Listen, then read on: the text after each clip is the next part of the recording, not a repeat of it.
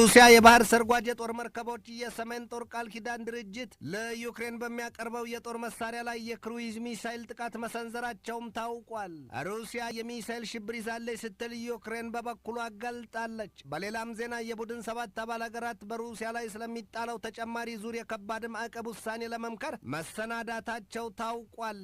ይህንኑ ርዕሰ ጉዳይ በዓለም አቀፉ ትንታኔ ዘገባችንም መርጠን ተመልክተነዋል። ከትንታኔ ዘገባው ጋር ትዕግስቱ በቀለ ነኝ።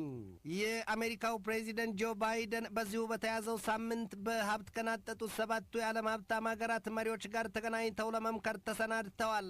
ባይደን ከሌሎቹ ሀብታሞቹ ሀገራት መንግስታት ጋር የሚመክሩት በዋናነት በሩሲያ ላይ ስለሚጣለው ተጨማሪና ከባድ የማዕቀብ ውሳኔ መሆኑን የአሜሪካ የገንዘብ ሚኒስትር ጃኔት ያለን ናቸው የገለጡት። ያለን እንዳሉት አሜሪካ በሞስኮው ላይ የጸና አቋሟን በማሳየት ለዩክሬን አጋርነቷን ትገልጣለችም ብለዋል። ያለን ከዎል ስትሪት ጆርናል ጋር በነበራቸው ቆይታ በባይደን ለሩሲያ ስለታቀደው ተጨማሪ ማዕቀብ ዝርዝር ነገር የሰጡት ፍንጭ የለም።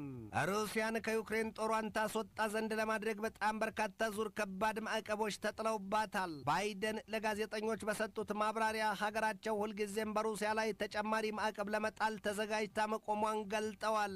ባይደን ስላቀዱት የሩሲያ ማዕቀብ ሲጠየቁ የአውሮፓ ህብረት በሩሲያ ላይ ከባድ የተባለ የነዳጅ ዘይት ማዕቀብ መጣሉን አውቃለሁ፣ እኔ ደግሞ ከቡድን ሰባት አባል ሀገራት መሪዎች ጋር እመክራለሁ ነው ያሉት። ሩሲያ ለ10 ሳምንታት በተጠጋው የዩክሬን ጦርነት በብዙ ሺህ የሚቆጠሩ ሰዎች ህይወታቸውን አጥተዋል። በብዙ ሚሊዮን የሚቆጠሩትን ደግሞ አፈናቅሎ ከሀገር አሰድዷል። የሩሲያ የባህር ሰርጓጅ የጦር መርከቦች በኔቶ የጦር መሳሪያ አቅርቦት ላይ የክሩይዝ ሚሳይል ጥቃት ሰንዝረዋል። ከክሬምሊን የወጣው መግለጫ እንደሚያሳየው በጥቁር ባህር መልህቃቸውን ጥለው በባህሩ ከርስ ከቆሙት የሩሲያ የጦር መርከቦች 2 የካሊበር ክሩይዝ ሚሳይሎች በዩክሬን ባሉት ኢላማዎች ላይ መተኮሳቸው ታውቋል።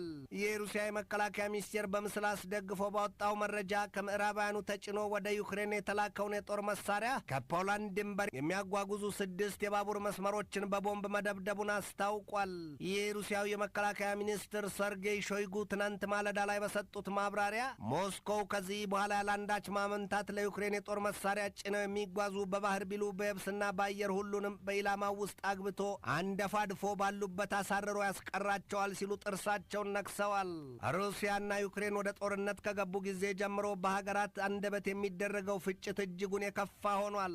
የብሪታንያው የመከላከያ ሚኒስትር ቤን ዋላስ ትናንት በሰጡት አስተያየት የሩሲያው የውጭ ጉዳይ ሚኒስትር ሰርጌይ ላቭሮቭ ወደ ጦር ትምህርት ቤት ገብተው ፊደል ቢቆጥሩ ይበጃቸዋል፣ ፊደል ሳይሆን የጦር ልምዱን ቢቀስሙ ይበጃቸዋል። አሁን ሀገራቸው ሩሲያ ደካማ የሆነ ወታደራዊ አመራር ነው ያላት፣ ያም በመሆኑ ሽንፈትና ሀፍረትን አከናንቧታል ብለዋል። ዋላስ ከዚያም ውጪ ሀገራቸው በ63 የሩሲያ ባለስልጣናትና ግለሰቦች ላይ ልውሽ የማያደርግ ማዕቀብ መጣሏንም አስታውቀዋል። በማሪዮፖል እጅግ ከባድ የተባለ ውጊያ እየተካሄደ መሆኑና ዩክሬን በዚያ ካለው ጦር ኃይሉ አዛዦች ጋር ግንኙነቷ መቋረጡም ነው የተሰማው። ከትናንት በስቲያ የሮማው ርዕሰ ሊቃነ ጳጳስ ፍራንሲስ በሩሲያው ኦርቶዶክስ ፓትርያርክ ኪሪል ላይ የሰነዘሩት ቃል በሩሲያ ዘንድ ከስድብና ዘለፋ መቆጠሩ ሲነገር፣ ክሬምሊንም ከሮማው ርዕሰ ሊቃነ ጳጳስ የቀረበውን ከፑቲን ጋር የመወያየት ጥያቄ እንዳልተስማማበት አስታውቋል። በሩሲያና በዩክሬን መካከል እየተካሄደ ያለው ጦርነት ወደ ሌሎች አጎራባችና የቀጠናው ሀገራት መዛመቱም ይነገራል። የቤላሩስ መንግስት ባወጣው መግለጫ በሞልዶቫና በሩሲያ ምድር ድንበር አቋራጭ ጥቃት መሰንዘሩን ተከትሎ የጦር ኃይሉን በከፍተኛ ተጠንቀቅ ማቆሙን አስታውቋል። በዩክሬን ያለው ከባድ ጦርነት ባመጣው መዘዝ ከ12 ሚሊዮን በላይ ዩክሬናውያን መፈናቀልና መሰደዳቸው ሲገለጥ፣ በዚያ ቀጠና ያሉ ሀገራት የጦርነት እሳትን እንደተለኮሰባቸውም ታይቷል። አሜሪካና የሰሜን ጦር ቃል ኪዳን ድርጅት ኔቶ ለኪየቭ ልትሸከመው ቀርቶ ልትቆጥረው የማትችለውን የጦር መሳሪያ ማሸከማቸው የዩክሬንን አናት ከመኮርኮም አልታደገውም። የዩክሬን ዜጎች ጦርነቱን ሸሽተው ፖላንድ፣ ሮማኒያ፣ ሃንጋሪ፣ ቤላሩስ፣ ሞልዶቫ፣ ስሎቫኪያና ሩሲያን ማጥለቅለቃቸው ይታወቃል። በስተደቡብ ምዕራብ ከዩክሬን የምትዋሰነዋ ሞልዶቫ ከትናንት በስቲያ አንድ ቦምብ የታጨቀበት የሰው አልባ የጦር አውሮፕላን ድንበሯን አልፎ መግባቱንና መታመጣሏን መግለጡ አይዘነጋም። በሌላም ዜና ፖላንድና ቤላሩስ በሚዋሰኑበት ድንበር የጦርነት አዝማሚያ እያየ መሆኑ ታይቷል።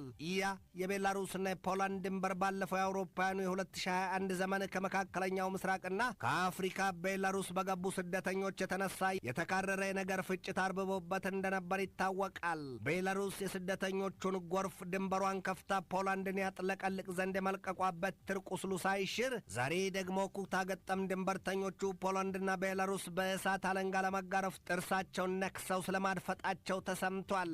ይህ በእንዲህ እንዳለ ሩሲያ በሚሳይል ሽብር ዘመቻ አውጃለች ስትል ዩክሬን ገልጣለች። የዩክሬኑ የውጭ ጉዳይ ሚኒስትር ዲሚትሮ ኩሌባ በሰጡት ማብራሪያ ሩሲያ በመላው ዩክሬን የሚሳይሎቿን ላንቃ ከፍታ ህዝብን ለማሸማቀቅና በቀላሉ በዚያ ስጋት ውስጥ ዩክሬን ሙሉ በሙሉ ለመቆጣጠር የሚያስችላትን ዘመቻ ይዛለች ነው ያሉት። የአሜሪካ የደህንነት መስሪያ ቤት አካላት በዩክሬን ጦርነት የሩሲያ የጦር አዛዥ ጀነራሎች እንዲገደሉ የረቀቀ መረጃ ቀብለዋል ነው የሚባለው።